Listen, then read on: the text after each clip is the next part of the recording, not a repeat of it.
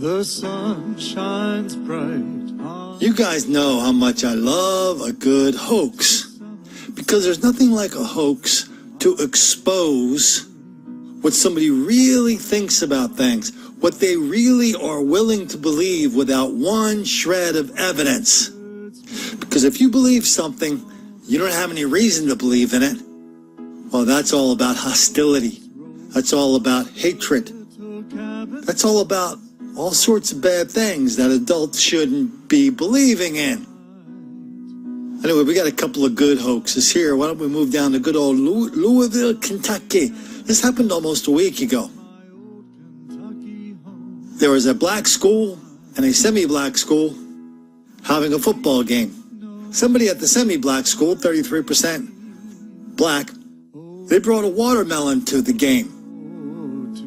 Well, the NAACP, the principal of the semi-black school, the people at the other school, the black school, everybody was in unanimous agreement that this was a white thing, an act of hate, an act of hostility, and boy, we're just lucky all hell didn't break loose and a whole bunch of white kids didn't get hurt for doing that bad stuff. That's kind of where they left it until a couple days later when the NAACP in Louisville came out and said, sorry about that. We found out that was really a bunch of black people who brought the watermelon, who started these racial incidents and tried to pretend it was a white thing. Sorry about that.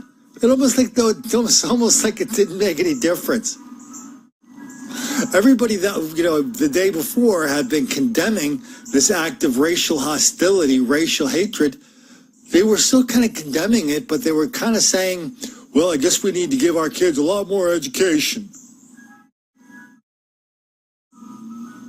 We have seen what happens when a white kid is caught in an act of racial hostility. There is no forgiveness. There is no powwow.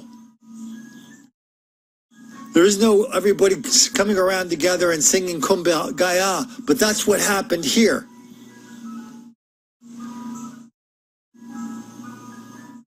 Let's take a look at what the principal of the semi-white school said the day after the thing, before he figured out how this thing was really a hoax, and how everybody was blaming his white students for it when it was really his black students for it. I've spoken with students throughout the weekend individually, and then I addressed the students this morning over the PA, and I recognize that, we have 1,915 kids here, and that the vast majority of the kids were not there, and some of them may not have even known what happened, but I felt that it was important that we share with the kids my expectation for their behavior, not only at ball games, but at any event where they represent our school. And so we spent, a few minutes this morning over the PA, and I expressed my disappointment, not only with the incident that, we're discussing now, but there were several other, minor things that took place that we've since addressed. Right now we're investigating the situation, and we're not, ready to kind of discuss punishment or discipline and what that'll look like. And obviously, when we're dealing with minors, it's really nobody's business but the student, the school, and the families. But I can assure you that we are going to and are in the process of addressing it, and we're going to address it not only with those students, but all of the students that were involved, and use it as an opportunity to teach our kids about respect and understanding. NAACP leaders say the watermelon incident is disturbing, and now they want to use it as a learning opportunity. We've learned that the incident actually involved students of color. The incident in question came last Friday night at a high school football game between Ballard and Central. A watermelon was passed around Ballard's student section. And for the students of color who started it, Louisville NAACP President Raul Cunningham says it came as a surprise. Does it make it better or worse? For me personally, it was very shocking. While an older generation like Central's principal Raymond Green understands a watermelon can be a racist symbol, I was aware of the historical connotations of that act and what that meant. Cunningham says the younger generation does not. Because if someone had given me a watermelon in high school, I would have thrown it at them. Therefore, we have a different perspective of what segregation was. Nearly 80% of Central students are black compared to about 30% of Ballard's. Green called the incident inappropriate and says he's been in communication with Ballard's principal. Both intend to use this incident as a learning opportunity. We cannot control other people or what they do. We can only control what we do. We need to recognize the world that we live in, and we can't fool ourselves into thinking that we live in a racial utopia. We have to move forward in a great way. Then Tuesday night came a peace offering of sorts. Ballard and Central squared off again, this time on the volleyball court. That's where Ballard players offered yellow roses to Central. And the NAACP says the schools need to discuss the historical and racial significance of the act. It also says JCPS needs to immediately develop and implement its racial equity plan. Worst possible thing in the whole wide world. No apologies. No, I don't do apologies. They just do, well, you know, you guys ought to get educated. That's their version of an apology. Pretty much the same day, slightly different part of the world. Here's a story. Woman made up story about confrontation with Trump supporters.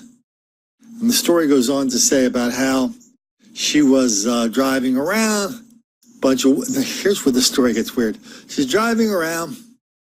She sees a bunch of white kids in the car, and they go, "Hey, Trump 2016, go back to where you came from." So she reaches her home.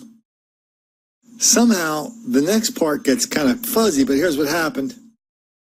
She went to sleep in her car in front of her house, even though she knew there was a bunch of crazed Trump supporters seeking to do her harm.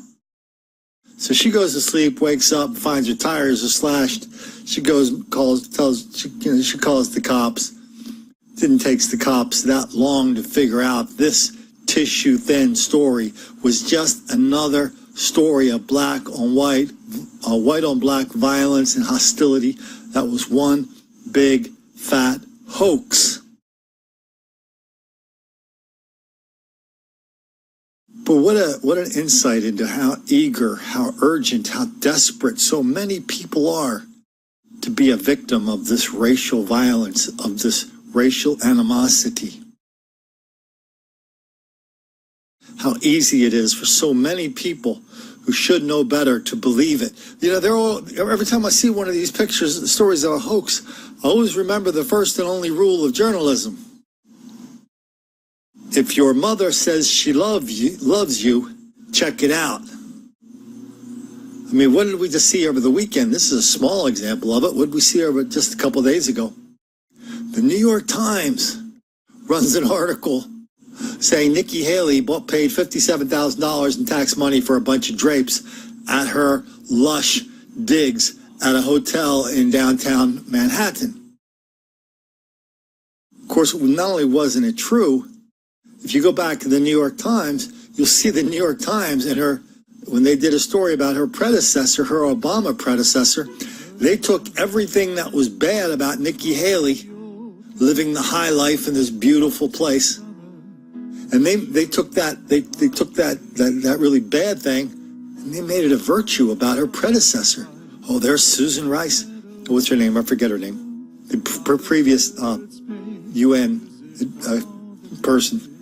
But she is living in this ridiculously opulent apartment near the UN building. And the style section of the New York Times just couldn't get enough about saying how elegant she was, what a great representative of the United States she was. More.